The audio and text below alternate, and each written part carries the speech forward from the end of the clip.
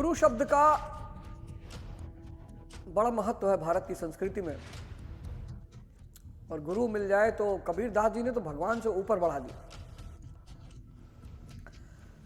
और मैं बार बार इस बात को कहता हूं कि जब मैं पहली बार पढ़ा कि गुरु गोविंद दो खड़े काके लागू पाए और बलिहारी गुरु आपने गोविंद दियो बताए, तो मुझे कुछ बात अटपटी सी लगी कि यार भगवान से बड़ा कोई नहीं हो सकता। लेकिन गुरु ही साक्षात भगवान है। पहली नजर में वो गुरु है और जब अंतिम नजर में आप उसे देखोगे, जब आपका जीवन बदलने लगेगा और आपकी जीवन को एक नई दिशा मिलेगी, तब आप उसको भगवान। तो मन को दिखाने वाला जो पहला आदमी जीवन में है वो गुरु। तो भाई देख ले, जैसे बंद करके बैठेगा वैसे ही उछल कूद मचाएगा। जैसे बंदर उछल कूद मचाते हैं ऐसे ये भी उछल कूद मचाएगा। और अब भाई साहब, मंगल ग्रह के विचार, बुध ग्रह, दूसरी एंड्रोमीडा जो बगल वाली गैलेक्सी, वहां के विचार, और आप लड़ते उन विचारों से कि भाई रहने दे भाई, इतना विचार क्यों फेंक रहा है भाई, रहने दे। अरे वो कहता है ये ले सेक्स के विचार। अरे बाप, आपके डर के मारे आंख खुल गई, अरे ये क्या हो रहा है यार। हर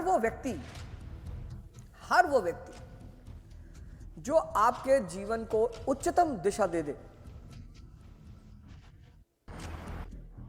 आपको दुखों से बाहर निकाल लाए।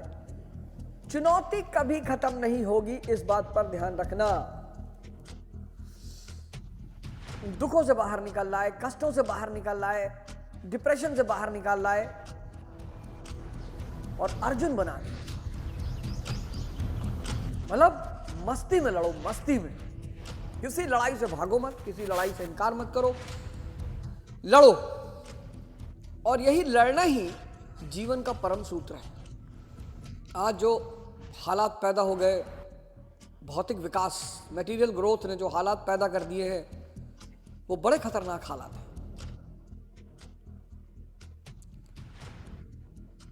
मिशनरी स्कूल्स, प्राइवेट स्कूल्स, इन लोगों के सामने बस एक ही बात थी कि बच्चे को अच्छा पढ़ाओ, डॉक्टर बनाओ, इंजीनियर बनाओ, आईएएस बनाओ, बस नौकरी दिलाओ। मुझे तो याद है 90 में जब मैं अपने स्कूल में था, तो हर आदमी के पास एक सपना था 90 में, इंजीनियर बनना है, डॉक्टर बनना है। और लगभग पूरी क्लास के पास था कि इंजीनियर, डॉक्टर, इसके अलावा कुछ नहीं था। उसमें से कई सारे इंजीनियर बन भी गए, कई सारे डॉक्टर भी बन गए। सब तो नहीं बन पाए, लेकिन कुछ इंजीनियर बन गए, कुछ डॉक्टर बन गया, कुछ ने एमबीए कर लिया। लेकिन जिंदगी की लड़ाई में आज बहुत परेशान है। एक तो जीना नहीं आया, दूसरा चुनौती देखना नहीं आया। जीवन चुनौतियों के सिवा कुछ भी नहीं है ही नहीं। और हर पल, हर सेकंड, हर दिन, हर व्यक्ति आपको एक नया लेसन सिखा के जाएगा। प्रत्येक व्यक्ति आपको एक नया लेसन सिखा के जाएगा। अच्छा, उसमें उसकी गलती नहीं है, उसके पास भी मन है, मन बदलता रहता है। आज वो तुमसे प्यार करेगा, कल किसी और से करेगा, परसों किसी और से करेगा। मन यानी विचारों का समूह, और आपको पता नहीं है कौन से विचार आएंगे।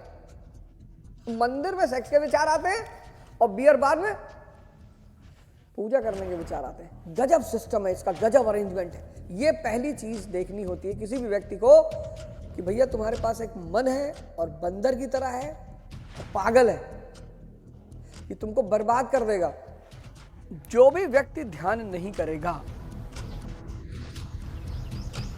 उसका जीवन पशु से बदतर हो जाएगा। दैनिक भास्कर का ऐप डाउनलोड कर रखा है मैंने, तो उसमें जब खबरों की हेडलाइंस आती है, और सबसे बड़ी खबर तो यही थी जो नोएडा में घटी। उस इंजीनियर की जो मौत हुई, लोग खड़े होकर देखते रहे 1.5 घंटे, 1 घंटे 45 मिनट। कितनी इनसेंसिटिविटी होगी लोगों में कि लोग देख रहे हैं कि एक आदमी की मौत होने जा रही है। आप इस बात पर भरोसा कर सकते हो कि लोग देख रहे हो कि एक आदमी की मौत होने जा रही है। ये गुरु का पहला काम है कि तुम्हें तुम्हारे मन से परिचय करा दे। बस ये बहुत बड़ा काम होता है, ये छोटा काम नहीं, ये बहुत बड़ा काम है। किसी व्यक्ति को उसके मन से परिचय करा देना, भैया 24 घंटा है, 10 घंटा सोओगे, 6 घंटा रील देखोगे, यूट्यूब देखोगे। अच्छा चलो 6 घंटा पढ़ लिया, अगर 3 घंटा यूट्यूब में पढ़ भी लिया तो भी अच्छी बात। तो 10 घंटा सोए, 6 घंटा रील देखे, 5 घंटा बैठ के डिस्कस किए राखी सावंत पे, 21 पर 3 घंटा चर्चा करने में जा रहा है कि जिंदगी में कुछ है नहीं यार, समझ में नहीं आ रहा कहां उलझी हुई है जिंदगी। इसलिए डायरी अनिवार्य है। पर डे आपने कितना क्रिएटिव काम किया है, रात में सोने से पहले आप अपनी डायरी में लिखे और 1 हफ्ते बाद उस डायरी का मूल्यांकन करें। अगर आप 2 घंटे क्रिएटिव काम करते हैं तो आप खतरे में हैं। क्रिएटिव मतलब सृजनात्मक, पढ़ाई कर रहे हैं, खेल रहे हैं, कूद रहे हैं, जिम जा रहे हैं, तो आप उसको लाएं 6 घंटे पे, फिर 8 मैक्सिमम है। कुछ ना कुछ बहुत अच्छा आपके जीवन में घटेगा। अगर 8 घंटे आप सृजनात्मक कार्य को दे रहे हैं तो कुछ ना कुछ बहुत अच्छा आपके जीवन में घटेगा। और अगर आपने 12 घंटे सृजनात्मक कार्य को दे दिया तो फिर तो आप फैंटम है। और 14 घंटे अगर आपने सृजनात्मक कार्य को दे दिया तो प्रधानमंत्री की अगली बार गद्दी आपकी है। ये गुरु पहला काम करता है कि आपको आपके मन से परिचय कराता है कि देख ले भाई, यही तुम्हारा डोर पकड़े, यही तुम्हारी गाड़ी चला रहा है, सोचो कहां लेके जाएगा। दूसरे चरण में गुरु क्या करता है कि आपसे तपस्या करवाता है। मन को तोड़ने के लिए तपस्या अनिवार्य है, कोई बच ही नहीं सकता। तपस्या मतलब अब जैसे सुबह हो सकता है रजाई के अंदर से सुन रहे हो, उठो यार, जाओ पैर धुलो। सबसे पहले सर पे पानी मत डालना, पैर पे पैर धुलो, या एड़ी के बराबर पानी रखो और उस पर अपना पैर डाल दो, सारा तमस निकल के बाहर चला जाएगा, उसमें शरीर हल्का हो जाएगा। तब वो आपसे तपस्या करवाता है। बड़ा गुस्सा आता है गुरु पे, बहुत गुस्सा आता है। 3 बजे उठा देगा, 2 डंडा खींच के मार देगा, टास्क ऐसे ऐसे दे देगा, झाड़ू लगाओ आश्रम में दिन भर। आपको लगेगा साला डीजीपी के लड़के होके झाड़ू लगाएंगे बे, अबे भगवान राम के लड़के लगाए, तुम काहे नहीं लगाओगे? डीजीपी कौन सी बड़ी चीज है? जब भगवान राम जो रावण को मार के आए थे लंका में, उनके बच्चों ने आश्रम में झाड़ू लगाई, आप क्यों नहीं लगाएंगे? तो आपके अहंकार को मारेगा। दूसरा चरण पेनफुल है बस। पहला चरण बड़ा स्मूथ है कि मन दिखाई पड़ गया, हाँ यार यही तो बदतमीजी कर रहा है भाई, तो 6 घंटे नहीं पढ़ने दे रहा बैठ के, भाई ये तो 6 घंटे खेलने नहीं दे रहा है। दूसरा चरण पेनफुल है, उसी चरण से लोग भागते हैं। उस दूसरे चरण से लोग भागते हैं कि भैया ताबीज बना दो, ताबीज, हाँ क्यों? एक लड़की को भैया प्यार करते हैं तो ताबीज से फंसाओगे, फिर कोई और ताबीज पहन लेगा, वो उसके पास चली जाएगी, फिर क्या करोगे? माया का जो सबसे ताकतवर रूप है वो स्त्री है, मतलब माया शक्ति का ही अवतरण है, वो शक्ति है, वो मां पार्वती का रूप है। वो शंकर जी से नीचे किसी के साथ कॉम्प्रोमाइज करेगी नहीं। स्त्री को गलत कहना पागलपन की निशानी है। मैं तो 4 स्त्रियों को जानता हूं और वही 4 मेरे जीवन की सबसे बड़ी शिक्षा है। एक मंदोदरी, एक तारा, और एक मां पार्वती और एक मां लक्ष्मी। रावण मरा, मंदोदरी ने विभीषण से शादी कर ली। जो भी मरेगा, चाहे मन से मरे, चाहे शरीर से मरे, चाहे दिल से मरे, जो भी मरा हुआ होगा स्त्री उसके साथ नहीं रहेगी। बाली मरा, तारा ने सुग्रीव से शादी कर ली, लेकिन भगवान शंकर मन से भी ताकतवर है, शरीर से भी ताकतवर है, हृदय से भी ताकतवर है, किसी को कुछ भी दे देते हैं। भस्मासुर को वरदान दे दिया। दूसरा चरण थोड़ा कठिन है, वो दर्द वाला है, लेकिन दर्द आप बदलते बदलते बदलते बदलते इस स्थिति में आ जाते हो कि वो सारे दर्द मजे बन जाते हैं। 4 बजे उठना मजा हो गया, 100 सपाट मारना मजा हो गया, 1000 दंड बैठक मारना मजा हो गया, ये सब मजे में कन्वर्ट हो जाता है धीरे धीरे। 6 महीने लगते हैं, 6 महीने गुरुजी। और फिर तीसरा चरण आता है साधना। मजा आ रहा है, सुबह खुद ही उठे 4 बजे, 1000 दंड बैठक मारी, 100 सपाट मारा, 6 घंटा बैठ के पढ़ रहे हैं, तो ये साधना हो गई।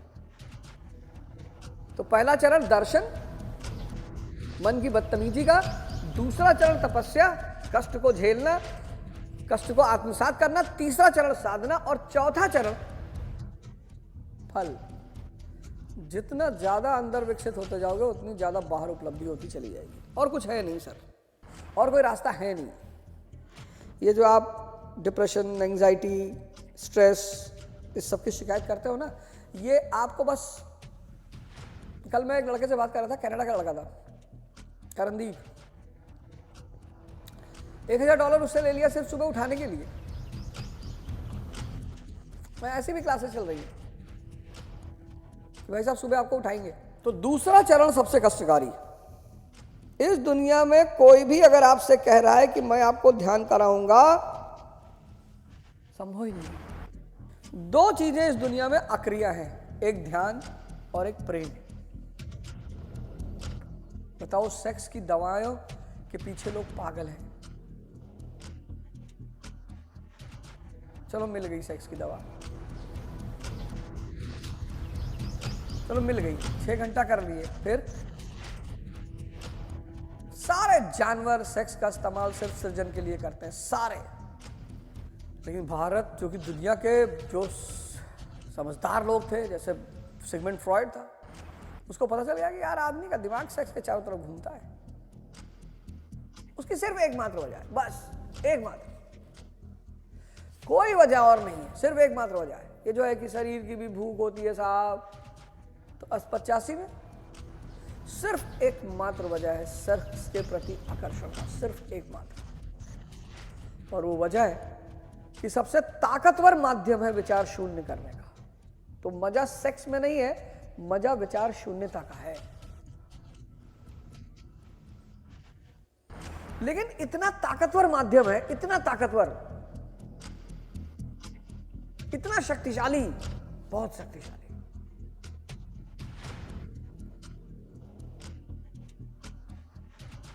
एक मन बराबर 40 शेर, 40 शेरों की शक्ति एक मन में है। और उन 40 शेर वाली शक्ति वाले मन को अगर कोई सेकंडों में शांत कर दे रहा है, तो सोचो मन का उसके प्रति लगाव कितना ज्यादा होगा। अब ये बात, सिर्फ इसी बात का फायदा उठाकर मनुष्य का इतना शोषण हुआ है, बहुत। विवाह में अगर प्रेम नहीं है ना, तो भाई साहब आप नरक में रह रहे हो। मतलब हस्बैंड वाइफ में अगर प्रेम नहीं है, संबंध अच्छा नहीं है, तो आप नरक में रह रहे हो। मतलब आप अपना कमाई 4-5 ऐसे लोगों पे खर्चा कर रहे हो जो आपसे खुश ही नहीं है। आप सोच के देखो, जो आपसे प्रेम कर रहा है आप उसके ऊपर धन खर्चा कर रहे हो, अच्छी बात है। जो आपसे प्रेम कर रहा है आप उसके ऊपर धन खर्चा कर रहे हो, अच्छी बात है, अच्छी बात है। लेकिन सोचो ऐसे ऐसे परिवार हैं जहां आपस में प्रेम ही नहीं है, संबंध है कि हम तुम्हारी पत्नी, हम तुम्हारे बच्चे हैं, खिलाओगे नहीं, जाओगे कहां? और आप कमा रहे हो, महीने भर मेहनत कर रहे हो, और जैसे ही पैसा आपकी जेब में आ रहा है, सब सामने वाला निकाल ले रहा है। आप ठन ठन। जो स्थिति आपकी बाप के जमाने में थी, आपके जेब में एक पैसा नहीं था, वही स्थिति आज भी आपकी है। आपका पैसा आप कमा रहे हो, आप मेहनत कर रहे हो, उस पर आपका अधिकार ही नहीं है। हर चीज की एक लिमिट है ना। 50 करोड़ लोग इस देश में आराम से रह सकते हैं, मैक्सिमम।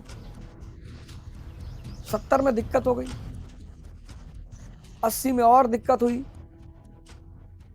100 तक पहुंचते पहुंचते तो सरकारें और विद्वान हिल गए कि क्या होगा। और अब तो 150, 1 अरब 50 करोड़।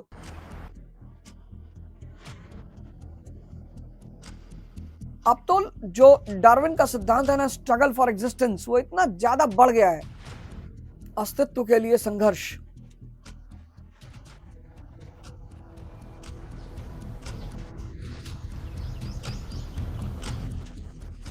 और 2 शक्तियां आपकी, 2 पिलर हैं, एक मन की, देखो आपको बैठने ही नहीं दे रही, एक मन की, मन, और एक तन की। सांस गहराई तक, नाभि तक लेके जाइए। सांस के साथ एक बहुत प्यारी बात यह है कि अगर आपने सांस पकड़ना शुरू कर दिया तो विचार, हमारा जो उद्देश्य है वो है विचार शून्यता। और जितनी विचार शून्यता पैदा होती जाएगी, उतना आप अपने अंदर की शक्ति से जुड़ना शुरू हो जाएंगे। और एक बार आप अपनी अंदर की शक्ति का स्वाद ले लिए, स्वाद ही है स्वाद। घर वाले इसलिए मना करते हैं कि भैया नशा मत करना, नशा मत करना, नशा मत करना, क्योंकि एक बार नशे का स्वाद व्यक्ति को मिल गया, विचार शून्यता। और नशा क्या करता है? विचार शून्यता। विचार शून्यता वो क्षण है जब व्यक्ति अपने अंदर की शक्ति से जुड़ जाता है और उसे उसी बात का मजा आता है। वो बार बार उस मजे की तरफ भागता है। सारा खेल आप गौर करके देखो, आप स्पोर्ट्स में देखो, आप झूले जो बनाए गए स्पीड वाले, स्पीड थ्रिल्स बट किल्स, जितने झूले स्पीड वाले बनाए, गति वाले, उनका उद्देश्य क्या है? आपको विचार शून्य करना। जितनी गति बढ़ती जाएगी उतनी विचार शून्यता पैदा होती जाएगी। तभी तो लिखा है स्पीड थ्रिल्स बट किल्स। तो झूले स्पीड वाले, फिर नशा, सेक्स तो सर्वोपरि है, सर्वोपरि। मतलब जितनी स्पीड उसकी है विचार शून्य करने की, उतनी किसी की नहीं। सर्वोपरि, सबसे ऊपर। बच्चे तनाव में है, परसेंटेज लेके आना है। बच्चों को कुछ समझ में ही नहीं आ रहा है। ये जो 6, 7, 8, 9, 10 के बच्चे हैं ना, इनको कुछ समझ में ही नहीं आ रहा। घरों में इतना द्वंद्व चल रहा है, इतना, हर घर में। आज की जो सिचुएशन है ना, उसमें हर घर में द्वंद्व की भरमार है, क्योंकि हर आदमी उलझ गया है।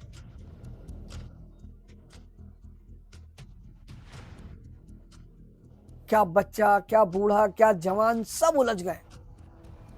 और इस उलझन से निकलने का बस एक ही रास्ता है, ध्यान। कोई अन्य रास्ता है ही नहीं। बहुत धीरे से संकल्प लेते हुए 3 बार मन ही मन में संकल्प लीजिए। इस संकल्प में बड़ी शक्ति है। 3 बार मन ही मन में संकल्प लीजिए कि मैं आज का दिन होश और क्रिएटिविटी में बिताऊंगा।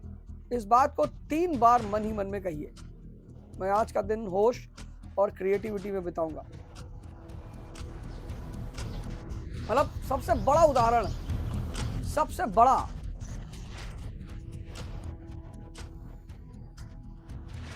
मंदोदरी का मैं आपको देता हूं। अगर लोग बाहर जीवन में आपकी उपेक्षा कर रहे हैं, आपको निगलेक्ट कर रहे हैं, आपकी उपेक्षा कर रहे हैं, तो बड़ी अच्छी घटना है ये। इससे अच्छी घटना ही नहीं हो सकती। आपको समय दे रहे हैं, किसका? उन्नति का, विकास का। भाई रामचंद्र जी राजा के बेटे, पूरी जनता उन्हें बुलाने गई। बहुत सारे गरीब घर के लोग घर छोड़ गए, कोई बुलाने ही नहीं गया। जाओ भैया, तुम्हारे रहने से ही क्या फायदा है, जो चले जाओगे तो नुकसान हो जाएगा। शक्ति।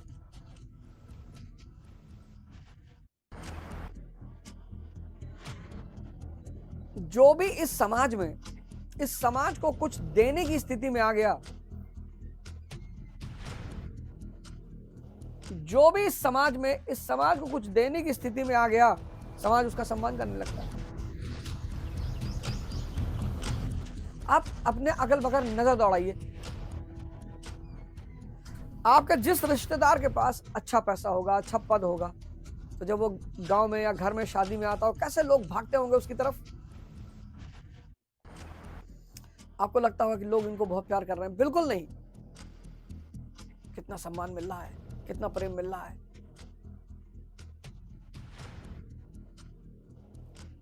आपको देख के बड़ा फील होता होगा, बड़ा दुख होता होगा कि यार बताओ यार। लेकिन आप गौर नहीं करते ना, आप ध्यान नहीं देते। अगर आप ध्यान दें तब आपको दिखाई पड़ेगा, अरे इसको पद को, इसके पैसे को सम्मान मिल रहा है, इसको कौन सम्मान दे रहा है? पद की, पैसे की, परमात्मा की।